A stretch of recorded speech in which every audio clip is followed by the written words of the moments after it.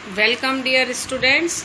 First year की इस class में आज हमारा सेकंड पार्ट में जो टॉपिक चल रहा था, राजस्थान में ताम्रपाषाण एवं ताम्रयुगीन संस्कृति तथा लौह युग, यानी इस दौरान जब विश्व के विभिन्न भागों में, भारत के विभिन्न भागों में विभिन्न सभ्यता और संस्कृति डेवलप हो रही थी, उस समय राजस्थान के भी विभिन्न स्थानों पर नई नई कल्चर्स जो हैं वो डेवलप हुई थी।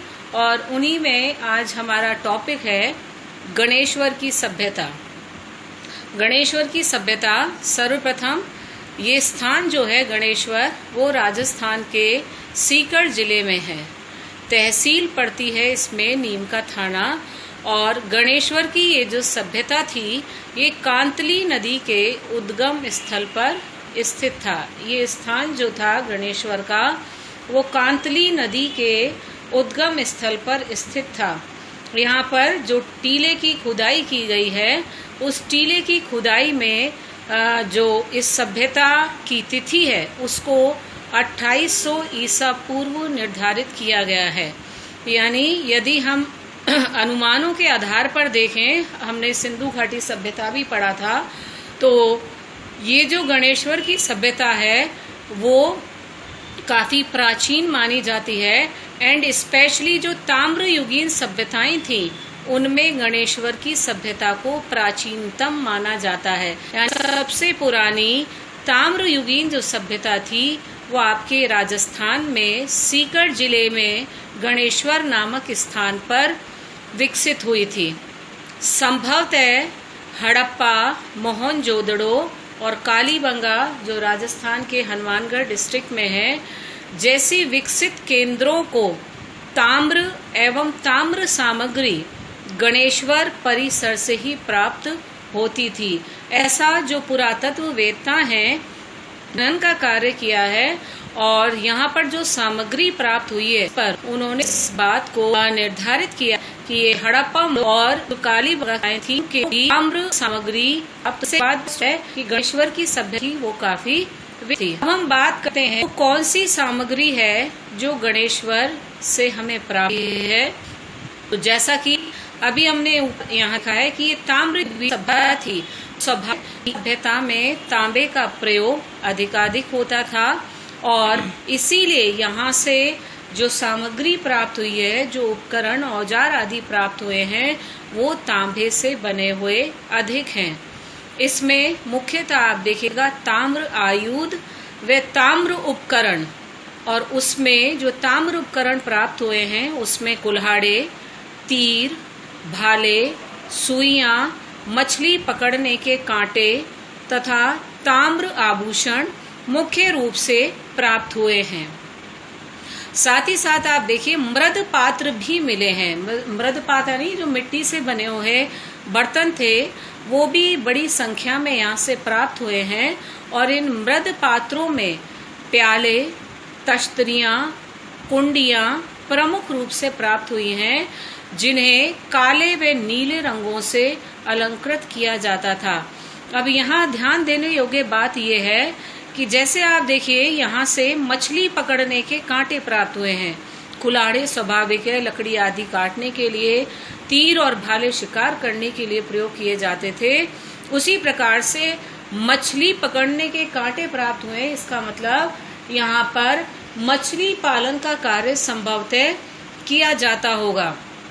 और इतना ही नहीं, ये भी स्पष्ट होता है प्राप्त हुए हैं कि जो कांतली नदी थी, पानी का बहाव अच्छा रहता होगा, इसीलिए यहाँ पर मछलियाँ बड़ी संख्या में इस नदी में रहती होंगी। तो इसलिए मछली पालने का उद्योग या मछली पालन का कार्य भी यहाँ पर किया जाता था। और शायद इसीलिए ये मछली पकड़ने के कांटों का निर्माण गणेश्वर के निवासियों के द्वारा किया गया था।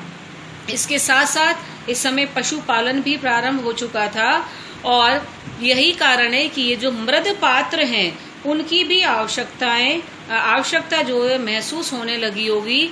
और जिस प्रकार से हमने देखा कि काले व नीले रंगों से इन मृद पात्रों को अलंकृत किया जाता था, तो इससे हमारे लिए ये बात भी स्पष्ट हो जाती है कि जो गणेश्वर के निवासी थे, इस सभ्यता के निवासी जो थे वो बर्तन बनाने की कला में पारंगत हो चुके थे और अपने बर्तनों को सुंदर बनाने के लिए ही उन्हें काले व नीले रंगों से अलंकृत किया जाने लगा था। तो बर्तन उद्योग जो है वो भी शायद काफी विकसित अवस्था में रहा होगा। अब हम बात करते हैं आवास की। जो गणेश्वर की सभ्यता है उसमें आवास स्थान कैसे बनते थे, तो यहाँ से जो भग्नावशेष प्राप्त हुए हैं उसके आधार पर पुरातत्व वेत्ताओं ने ये बात स्पष्ट की है कि यहाँ के मकानों में पत्थरों का प्रयोग किया जाता था। इससे ये बात स्पष्ट होती है कि ईंटों के स्थान पर पत्थरों का प्रयोग किया जाता था, यानी मकान जो थे या भवन जो थे वो काफी मजबूत बनाए जाते होंगे, ईंटों का प्रयोग यहाँ पर नहीं होता था। वहीं दूसरी बात, आवास बनाने से पूर्व सुरक्षा का भी पूरा ध्यान रखा गया था और बाढ़ से सुरक्षा के लिए विशेषकर आप देखिए, क्योंकि नदी के किनारे पर ये स्थित था ये सभ्यता, तो स्वाभाविक है बाढ़ आने की संभावनाएं रहती होंगी। ऐसी स्थिति में बाढ़ से सुरक्षा के लिए वृहत्ताकार पत्थरों के बांधों का निर्माण किया गया था, ताकि वर्षा का जो अतिरिक्त जल होता था उनको बांधों में इकट्ठा किया जा सके।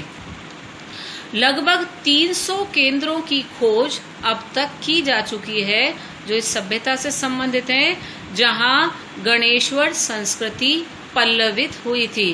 तो यहाँ ये बात भी स्पष्ट हो जाती है कि जब 300 केंद्र प्राप्त हुए हैं तो निश्चित रूप से इस सभ्यता का विस्तार काफी दूर दूर तक था और ये सभ्यता अपनी उन्नति के शिखर पर भी पहुंच चुकी थी।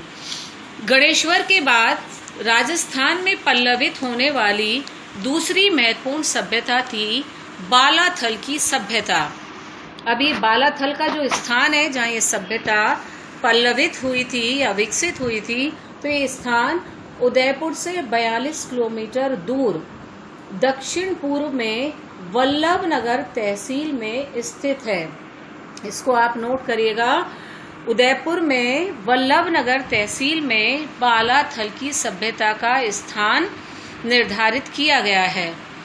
इस स्थान या इस सभ्यता के उत्खनन का कार्य जो किया गया था वो मार्च 1993 में प्रोफेसर V.N. मिश्रा के नेतृत्व में doctor V.S. Shinde, doctor R.K. Moste, doctor Lalit Pande और ये जो उत्खनन कार्य किया गया है इन पुरातत्व वेत्ताओं द्वारा, ये उत्खनन कार्य 1400 वर्ग मीटर में किया गया, यानी काफी बड़े क्षेत्र में ये खुदाई का कार्य किया गया था।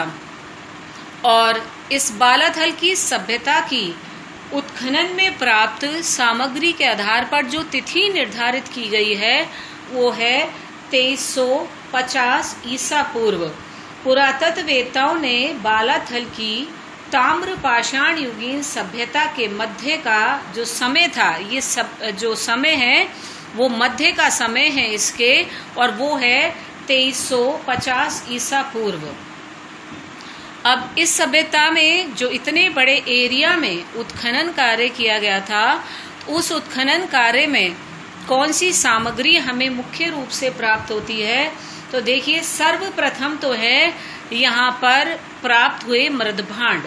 और आपकी जानकारी के लिए यहाँ मैं बताऊंगी, ये जो मृदभांड हैं वो हड़प्पा संस्कृति के समान पाए गए हैं, यानी इस सभ्यता का संबंध संभवतः हड़प्पा सभ्यता से शायद रहा होगा और इसीलिए यहाँ से जो मृदभांड प्राप्त हुए हैं उनकी समानता हड़प्पा संस्कृति के साथ की गई है। अतः ये स्पष्ट हो जाता है कि इन दोनों सभ्यताओं में, बालाथल की में एंड हड़प्पा की में, आपसी संपर्क रहा होगा। और यहाँ से जो इसके अलावा मृदभांडों के अलावा तांबे के उपकरण भी प्राप्त हुए हैं, यानी बालाथल के लोग भी तांबे का उपयोग करना सीख गए थे, तांबे के बारे में उन्हें ज्ञान प्राप्त हो चुका था और अपने उपकरणों में वो तांबे का प्रयोग करने लगे थे। साथ ही साथ मकानों के अवशेष भी यहाँ से प्राप्त होते हैं। जो मिट्टी की ईंटों के बड़े बड़े मकान यहाँ से प्राप्त हुए हैं, मीन्स उनके भग्नावशेष प्राप्त हुए हैं। पत्थर और ईंटों दोनों का प्रयोग मकानों में किया जाता था।